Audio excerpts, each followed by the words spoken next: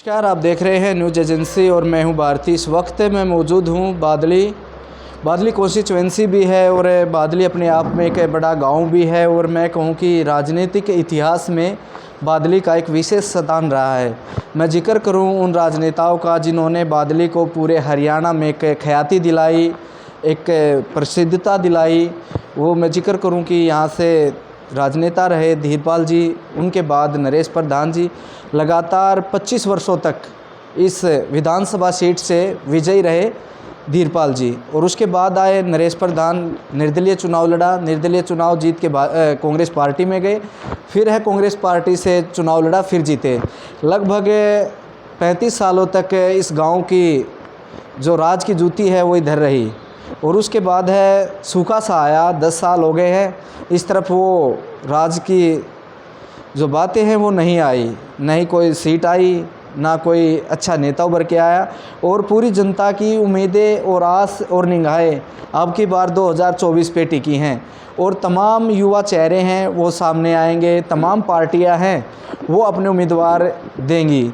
इस कड़ी में मेरे साथ है आम आदमी पार्टी से बड़ा कद रखने वाले मास्टर जी हैं रणबीर जी, जो कि अभी आम आदमी पार्टी का कार्यकारिणी गठन हुआ, उसमें आम आदमी पार्टी ने इनको सम्मान दिया और एक प्रदेश सदर का पद मिला, जॉइंट सेक्रेटरी ट्रेड मिल, उसमें इनका पद है और लगातार है पार्टी की सेवा में रहते हैं। और पिछले दिनों भी जब अशोक तंवर जी झज्जर आए थे कार्यकारिणी गठन के उस पर ऑफिस उद्घाटन पे वो पूछे थे, तो एक शानदार अपनी बातें रखी और कहीं ना कहीं अपना बात रखने में, अपनी आवाज़ रखने में ये आगे रहते हैं। आज मैं इनसे बातचीत करूंगा 2024 को लेकर, और जो अभी संगठन की जो कार्यकारिणी गठित हुई है उसको लेकर भी मैं चर्चा करूंगा, और हालिया विधायक जो हैं यहाँ से उनको लेकर भी मैं चर्चा करूंगा। सर, सबसे पहले नमस्कार। जी नमस्कार, आपको और आपके दर्शकों को मेरा हाथ जोड़ के नमस्कार जी। सबसे पहले सर आपको बधाई कि जो आपने पद है अपनी पार्टी में लिया और जनता की आवाज़ के लिए आगे आए। जी धन्यवाद। सर, क्या रणनीति है आगे की? अशोक तंवर आए थे अभी पिछले 2-3 दिन पहले, एक आश्वासन दे के गए थे कि कुछ ना कुछ बड़ा करेंगे, हम अपने भाइयों के बीच जाएंगे, अपनी आवाज़ उठाएंगे, तो कहाँ तक पार्टी ने ग्राफ तैयार किया है आगे के लिए? जी, आम आदमी पार्टी का हर एक कार्यकर्ता अब धरातल पे उतर चुका है। सबसे पहले तो मैं सभी नवनियुक्त जो हमारे आम आदमी पार्टी के साथी हैं, जो पदाधिकारी हैं, अरविंद केजरीवाल जी की टीम को और उन सब साथियों को धन्यवाद देना चाहूँगा कि उन्होंने एक बहुत अच्छी टीम तैयार करके हरियाणा को दी है। सभी सक्षम और ईमानदार लोग हैं जो अब यहाँ आम आदमी पार्टी के परिवार को आगे बढ़ाने का काम करेंगे। अब जो संगठन है वो जिला स्तर पर नीचे बनाया जा रहा है, स्टेट का संगठन बन चुका है, और लगभग अगले 1 महीने भर में हमारी पूरी टीम ग्राउंड पे होगी, और हम लोग चुनावी मोड में आ गए हैं, पार्टी चुनावी मोड में है, और हम लोग संगठन बना के और चुनाव लड़ने को पार्टी तैयार है। और एक अच्छी विचारधारा, ईमानदार विचारधारा अरविंद केजरीवाल जी की और काम की राजनीति को लेके हम जनता के बीच जाएंगे, क्योंकि उन्होंने दिल्ली में काम किए हैं। जिस तरह से तंवर साहब ने कहा था कि हम जल्द ही कोई मीटिंग करेंगे बादली के अंदर, विशेषकर क्योंकि उनका लगाव है झज्जर ज़िले से, वो भी आते हैं। वो बादली एक अपने आप में ऐतिहासिक सीट है, नॉर्मल सीट नहीं है। वो इसलिए बोल रहा हूँ क्योंकि यहाँ से ओम प्रकाश धनखड़ हैं, प्रदेश अध्यक्ष हैं भाजपा के। दीपेंद्र सिंह हुड्डा भी ज़्यादा दिलचस्पी है इसी सीट पे दिखाते हैं कि कहीं ना कहीं धनखड़ ना दोबारा से कद ऊँचा कर लें, कुछ इस तरह की राजनीतिक कटास उनके चलते रहते हैं। और 2 मुख्यमंत्रियों के बीच हैं वो आप चुनाव लड़ेंगे, क्योंकि एक मुख्यमंत्री बनने की होड़ में है और एक मुख्यमंत्री का बेटा है। किस तरह से उन राजनेताओं का सामना करेंगे? मुस्कुराहट कह रही है कि कहीं ना कुछ करेंगे। देखिए जी, हम आम आदमी पार्टी जो है अरविंद केजरीवाल जी के सिपाही मुख्यमंत्रियों को ही हराते हैं जी। हमने चन्नी साहब को हराया जी, हमने सिद्धू जी को हराया जी, हमने बादल साहब को हराया जी। पंजाब में हम ये चीज़ दिखा चुके हैं, इसलिए मुस्कुराहट है, क्योंकि हम कॉन्फिडेंट हैं, और कॉन्फिडेंट हैं हम जनता, क्योंकि जनता का साथ है हमारे साथ, और जनता इन दोनों पार्टियों से त्रस्त आ चुकी है। ना तो कांग्रेस की ही नीति काम की है और ना ही भाजपा की नीति काम की है। पहले 10 साल कांग्रेस को लोगों ने झेला है, और अब विवश है ये एक कुशासन बीजेपी का झेलने को लोग। अभी जो आने वाला समय है, लोग काम चाह रहे हैं, जात धर्म से ऊपर उठ के, क्षेत्रवाद से ऊपर उठ के, इन सब से ऊपर उठ के लोग चाह रहे हैं कि काम हो। और अरविंद केजरीवाल जी, आम आदमी पार्टी काम की राजनीति करती है। ये लोग काम करने वाले लोग, हम लोग काम करने वाले लोग हैं, ऊपर से ईमानदार और एक एक पैसे का हिसाब देने वाले लोग हैं। तो उसी अरविंद केजरीवाल जी के काम को लेके हम जनता के बीच जाएंगे। हमारा ये क्षेत्र दिल्ली से सटा हुआ है, इसलिए लोगों को ज़्यादा जागरूक भी हैं और लोगों को पता भी है कि वास्तव में केजरीवाल जी ने शिक्षा के क्षेत्र में, स्वास्थ्य के क्षेत्र में, रोजगार के क्षेत्र में, बिजली पानी के क्षेत्र में, ट्रांसपोर्ट के क्षेत्र में दिल्ली में काम करके दिए हैं। और वही नीति, क्योंकि वो हरियाणा से संबंध रखते हैं माननीय केजरीवाल जी, यही नीति और यही सोच, यही बातें हम हरियाणा में भी लागू करेंगे। पहले हरियाणा में सरकार बनाएंगे, फिर लोगों को सुशासन देंगे, रोजगार देंगे। मास्टर जी, जिस तरह से ईडी के छापे हुए दिल्ली में आपके बड़े शीर्ष नेताओं को उसके जाल में, कहें चुंगल में, वो फंसा लिया गया, किस तरह की राजनीति मानते हैं भाजपा की? भाजपा की तो शुरू से एक ही राजनीति आई हुई है। जब से मोदी जी और अमित शाह जी की टीम सत्ता में आई है, इनका एक ही एजेंडा रहता है कि किसी भी तरह से विपक्ष को आप ख़त्म कर दो। लेकिन विपक्ष की आवाज़ दबाने से ख़त्म नहीं होती है। आज सबके सामने सच्चाई है। मनीष सिसोदिया जी को पहले ये लोग जेल में डालते हैं और फिर बोलते हैं जांच होगी। और इनका एक जो करप्ट ब्रजभूषण सिंह, जो बेटियों का यौन शोषण का जिम्मेवार और दोषी है, उसके खिलाफ जब इतना बड़ा आंदोलन हो जाता तो उसको भी ये सख्ताई से कुचलते हैं और उसको बोलते हैं कि पहले इसकी जांच होगी, बाद में जेल जाएगा। तो आज लोगों को सब पता है, ये चीज़ें किसी से छुपी नहीं है। उसको के बाद भी लंबा समय है वो दे दिया। तो फिर से बादली पे आते हैं चर्चा को लेकर। बादली के हालिया विधायक हैं कुलदीप वस्त, और बादली हमेशा अपने आप में एक राजनीतिक गढ़ रहा है। काफ़ी लंबा समय हो गया, 10 साल का, और जनता की निगाहें अब की बार 24 पे हैं। हालिया विधायक के बारे में क्या कहेंगे? फिर बात करेंगे ओम प्रकाश धनखड़ की। देखिए, वो हमारे आदरणीय हैं, बड़े भाई हैं, लेकिन दो चीज़ें हैं जो उनमें कमियां हैं। पहला ये कि बादली में लगभग 102 गांव हैं। पिछले 5 साल में विकास के नाम पर किसी एक गांव में भी उन्होंने 5 ईंट नहीं लगाई हैं। कोई भी पिछला पूरा का पूरा ये क्षेत्र, पूरे बादली विधानसभा के 100 के 100 गाँव अछूते हैं विकास से। उन्होंने काम नहीं किया है, वो काम नहीं कर पाए, या क्या उनकी मजबूरी रही, या वो करना नहीं चाहते, दूसरे पे ब्लेम मढ़ना चाहते हैं। मैं तो ये कहूँगा कि जब आपसे काम नहीं हो रहा था या आज नहीं हो रहा, तो आप दूसरे को दोषारोपण करने की बजाय आप इस्तीफा दीजिए और विधानसभा को खाली कीजिए। कोई दूसरा साथी आएगा जो क्रांतिकारी होगा और लड़ झगड़ के जो इस जनता के काम करवा सकता होगा, उसको मौका दीजिए ना, आप साइड हो जाइए आप। जी, जिस तरह से कर्नाटक गए वो बादली को छोड़ के कर्नाटक में जाके प्रचार करते हैं पार्टी का, वहाँ किस तरह से मानते हैं कि कर्नाटक का जाना बादली को छोड़ के, अपने हल्के को छोड़ के विधायक बाहर जाते हैं? इसके पीछे क्या उद्देश्य मानते हैं उनका आप? क्योंकि आप भी बड़े मास्टर रहे हैं, अच्छी तरह से समझते हैं, राजनीति को समझते हैं, तो इसको आप किस नज़र से देखते हैं?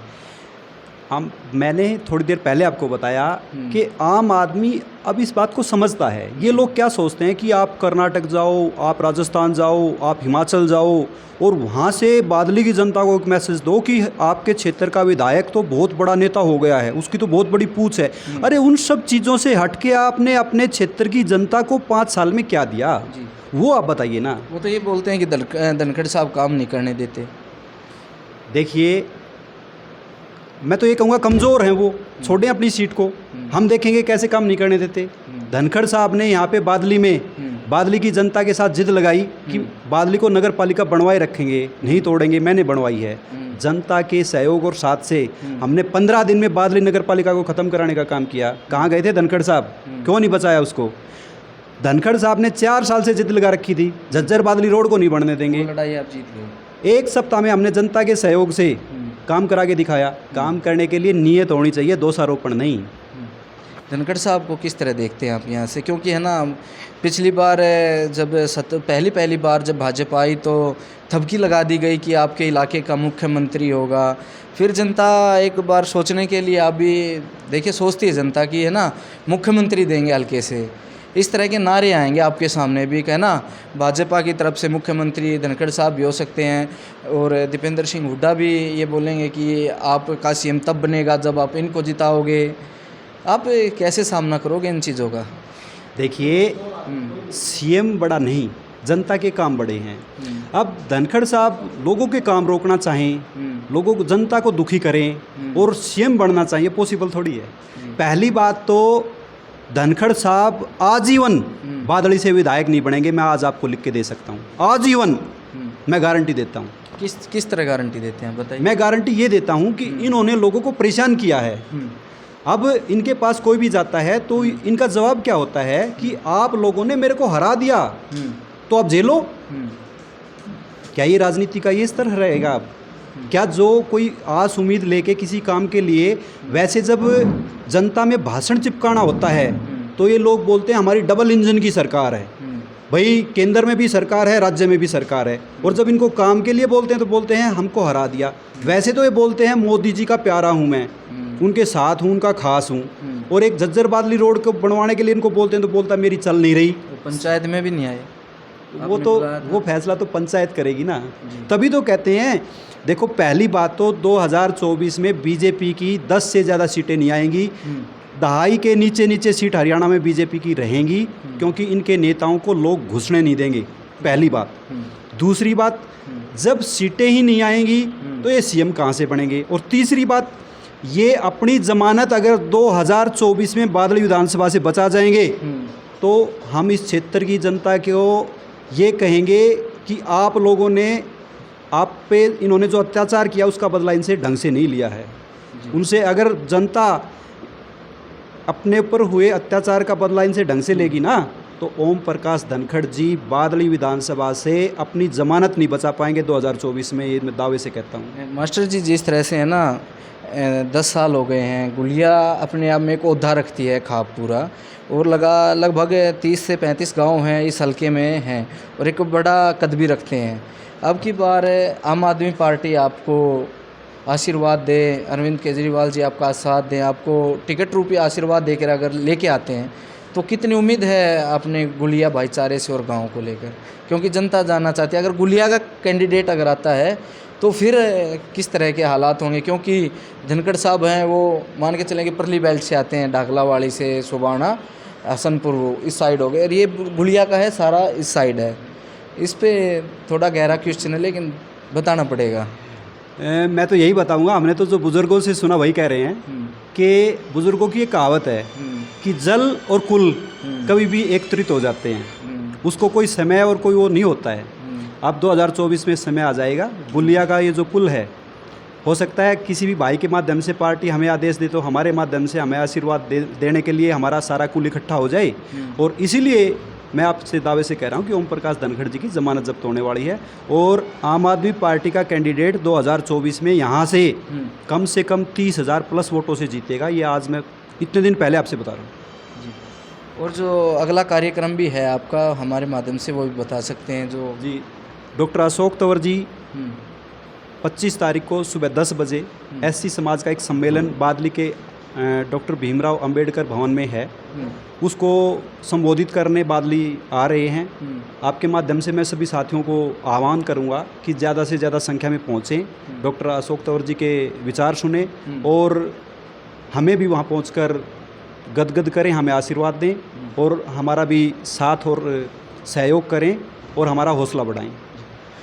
तो साथियों, ये थे मेरे साथ मास्टर रणबीर गुलिया जी हैं, और गुलिया का इतिहास रहा है कि जिसके साथ गुलिया रहती है वो राज का हकदार हमेशा रहता है, चाहे वो धीरपाल जी को आशीर्वाद दिया, नरेश प्रधान को दिया और धनखड़ साहब को दिया, लगातार है कुलदीप वस्त को भी यहीं से लीड मिलकर वो विजयी हुए थे। अगर मेरा तात्पर्य बोलने का ये है कि अगर यहाँ से अगर गुलिया खुद अपना अगर उम्मीदवार है वो मैदान में उतारती है तो सबके लिए एक मुसीबत की घंटी हो सकती है, क्योंकि 30 गांव एक साइड हैं और फिर चुनाव चलता है। लगभग 102 गांव बादली विधानसभा क्षेत्र में आते हैं, और तमाम कैंडिडेट्स हैं वो आएंगे आपके सामने, उम्मीदवार आएंगे। दीपेंद्र सिंह हुड्डा अपने उम्मीदवार को लेकर उतरेंगे, भाजपा से ओम प्रकाश धनखड़ आएंगे, विधानसभा के जो भी प्रत्याशी होंगे वो उनकी आवाज़ हैं, उनके जो सवाल हैं, जो काम हैं। हमारा प्रयास है कि हम 2024 से पहले एक बार आपसे ज़रूर रूबरू कराएँ, और उनकी आवाज़ है वो आप तक पहुँचाने का एक हमारा प्रयास है। अगर आपको भी हमारा ये वेबसाइट अच्छी लगे, हमारा न्यूज़ प्लेटफॉर्म अच्छा लगे तो आप लाइक और सब्सक्राइब ज़रूर करें और आने वाले विधानसभा प्रत्याशियों की आवाज़ सुनें। शुक्रिया।